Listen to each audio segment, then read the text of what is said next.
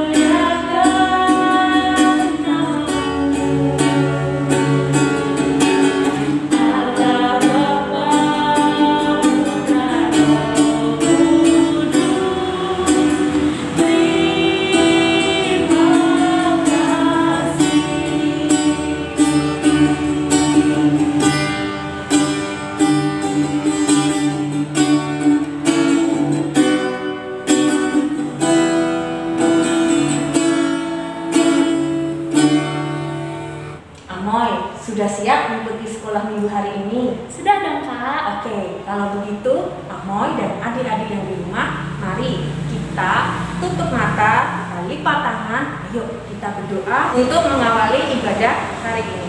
Ayo. Tuhan Yesus, kami bersyukur, kami berterima kasih karena berkat-Mu yang luar biasa yang boleh kami rasakan setiap hari. Pada saat ini kami tidak mengikuti ibadah sekolah minggu. Tuhan yang memberkati kami untuk bisa mengikuti ibadah sekolah minggu hari ini dari awal hingga akhirnya dengan baik. Terima kasih Tuhan untuk pemeliharaan-Mu yang sungguh luar biasa di dalam hidup kami. Di dalam nama Tuhan Yesus Kristus kami berdoa dan mengucap syukur. Amin. Amoy, di rumah sering baca Alkitab enggak? Sering dong Kak.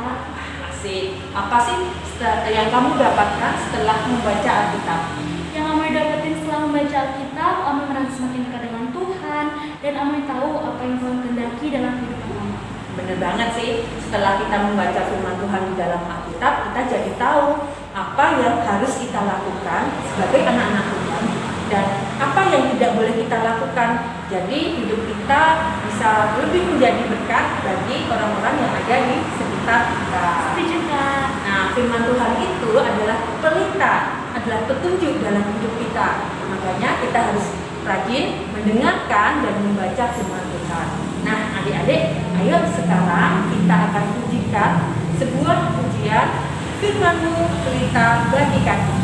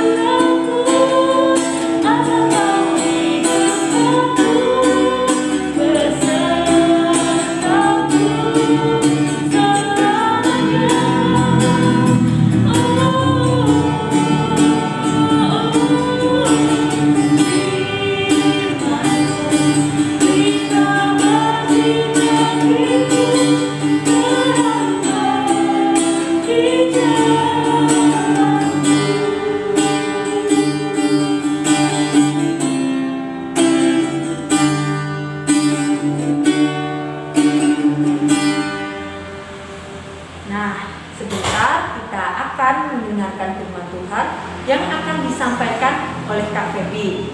Namun sebelumnya Amoy akan memimpin doa sebelum mendengarkan. Silakan Amoy.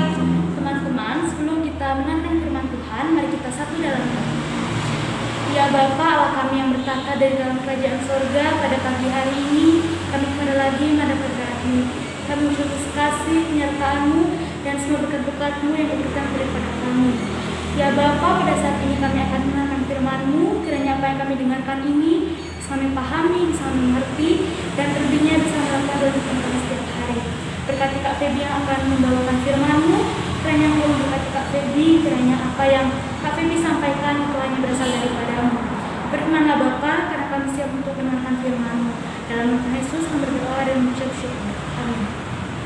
Shalom adik-adik, bagaimana kabar adik-adik hari ini? Tentunya bersama Tuhan Yesus pasti luar biasa, bukan? Senang sekali Kak Feby hari ini kembali menemani adik-adik untuk kembali bersama-sama kita merenungkan kebenaran firman Tuhan.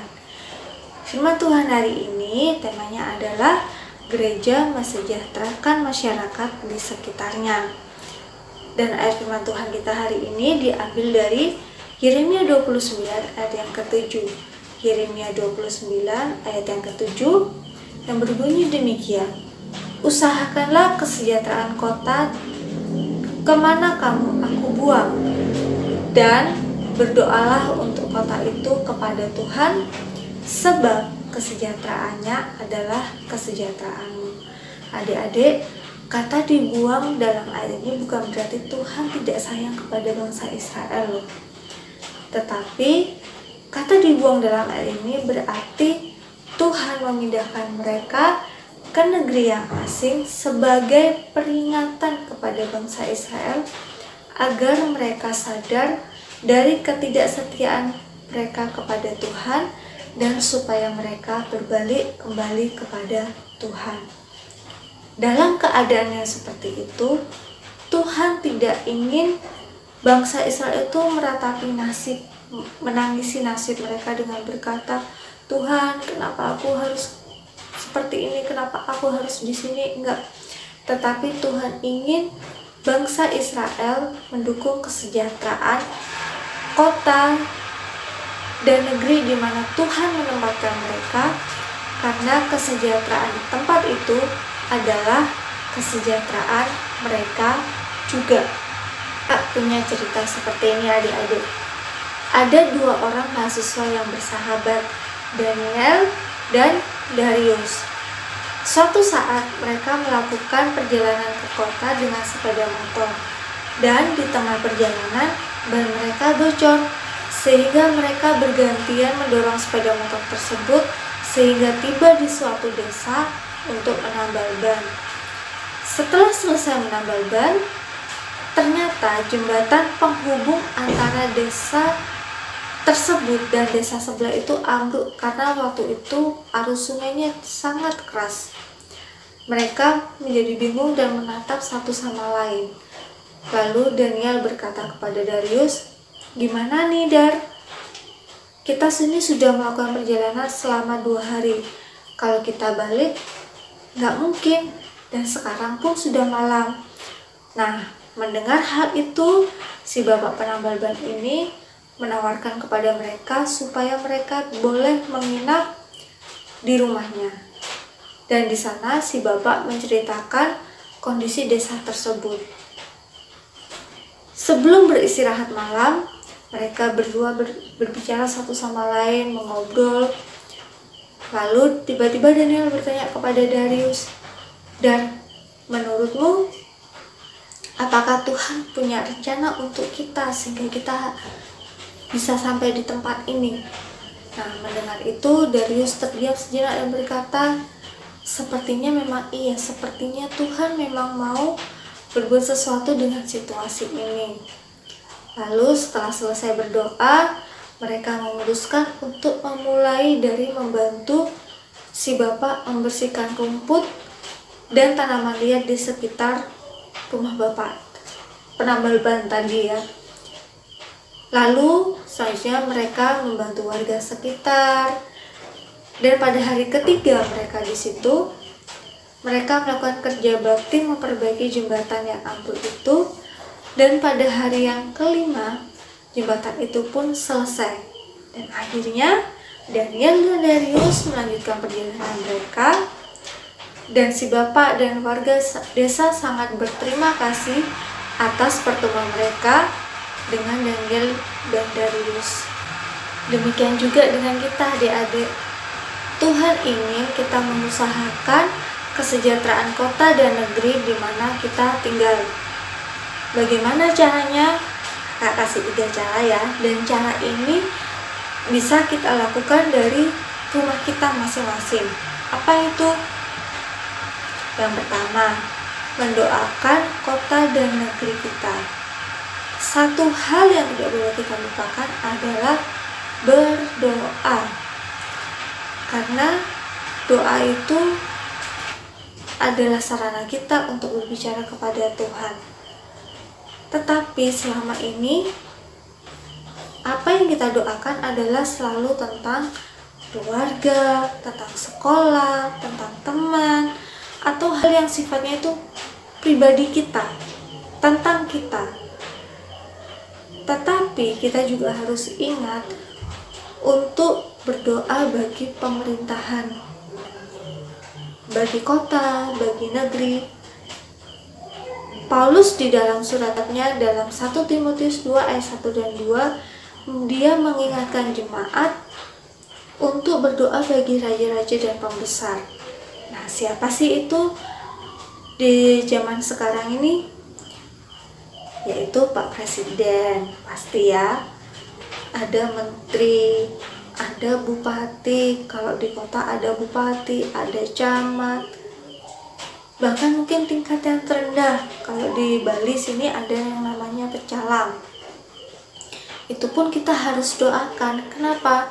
Karena mereka yang bertanggung jawab untuk menjaga kesejahteraan lingkungan, baik yang di desa, bahkan kalau Pak Presiden tentunya ya di negara kita ya, gitu ya.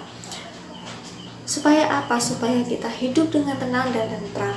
Karena setiap kebijakan yang diambil oleh pemerintah itu pasti berdampak kepada kehidupan kita. Karena itu mari kita doakan mereka supaya mereka diberikan hikmat, diberikan hati yang bijaksana dalam membuat setiap keputusan. Nah, yang kedua, tetap bersyukur. Bersyukur karena Tuhan selalu punya rencana bagi kita di mana kita tinggal. Dan rencana Tuhan itu pasti indah. Contohnya seperti Daniel dan Darius tadi ya. Ternyata Tuhan punya rencana supaya mereka membantu warga desa tersebut. Contohnya siapa lagi yang paling nyata? Itu kakak sendiri ya. Kakak nggak nyangka bisa berada di kota Bangli, karena tidak pernah terbayangkan kakak akan keluar kota, apalagi keluar pulau. Tetapi kakak bersyukur karena di sini kakak bisa ketemu adik-adik dan teman-teman yang lain. Ini pun adalah rencana Tuhan. Kemudian yang ketiga, giat berusaha atau kita harus melakukan sesuatu, nggak cuma ngomong aja. Contohnya apa? Mulailah dari hal yang sederhana. Seperti saat ini kita sedang dalam masa pandemi COVID-19 ya. Dan pemerintah selalu menggaungkan untuk menjaga prokes yang ketat. Yaitu apa? Masih ingat kan? Menjaga jarak, memakai masker, dan juga mencuci tangan. Tuhan ingin mensejahterakan kota. Yang pertama, supaya kita menjadi perpanjangan bagi tangan Tuhan. Maksudnya apa? Maksudnya adalah kita menjadi berkat bagi orang lain dan pada akhirnya membawa kemuliaan bagi namanya. Contohnya sederhana banget. Tidak membuang sampah sembarangan. Tidak mengucapkan kata-kata yang kasar ataupun kotor. Bisa menjadi sahabat bagi orang lain. Sederhana sekali ya ternyata ya. Kemudian yang kedua, supaya kita belajar peduli terhadap lingkungan sekitar kita. Nah, seperti yang kakak bilang tadi, seringkali kita itu kan berdoa untuk diri kita sendiri, untuk teman, untuk keluarga, untuk orang tua. Tetapi pernahkah kita mendoakan kota atau negeri kita? Kemudian sudahkah kita peduli terhadap orang lain, terhadap peristiwa di sekitar kita, terhadap lingkungan sekitar kita? Contohnya, waktu papa mama sibuk, kita cuek nggak dengan keadaan itu? atau mungkin peduli dengan lingkungan itu sederhana sekali adik-adik. Contohnya apa? Kita mematikan air dan listrik di saat tidak diperlukan. Itu pun adalah bentuk kepedulian kita terhadap lingkungan. Nggak cuma sekedar merawat tanaman yang ada di sekitar kita atau tidak membuang sampah sembarangan, tetapi mematikan air yang tidak perlu. Itu pun adalah bentuk kepedulian kita. Terus mungkin kita punya teman yang sedang sedih, kita menghibur dia. Itu pun adalah bentuk kepedulian kita. Jadi hari ini kakak mengajak kita supaya kita ingat, ya, kita diingatkan oleh firman Tuhan hari. Jadi hari ini kita diingatkan oleh firman Tuhan supaya kita berdoa untuk kota di mana tempat kita tinggal. Kita berdoa untuk negeri di mana kita tinggal. Dan juga kita diingatkan untuk peduli terhadap sekitar kita, terhadap lingkungan kita, supaya kita pun juga tenang, kita juga tentram, kita juga nyaman tinggal di mana Tuhan menempatkan kita.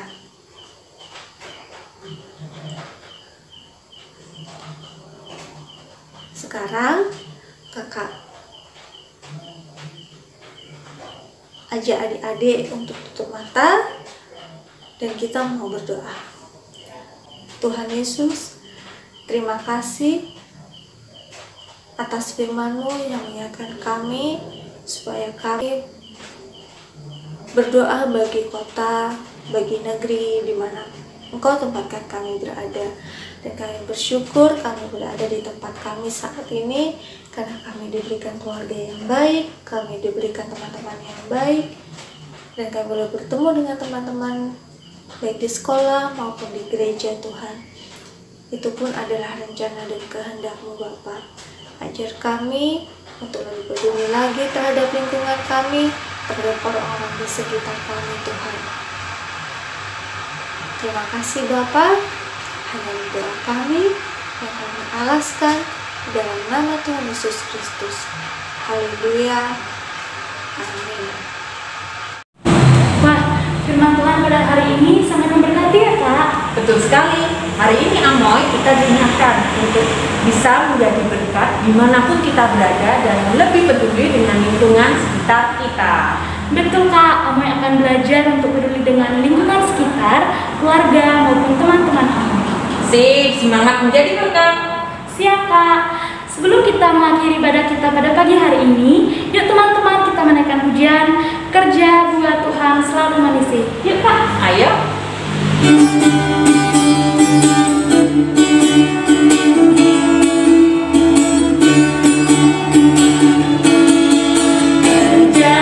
Tuhan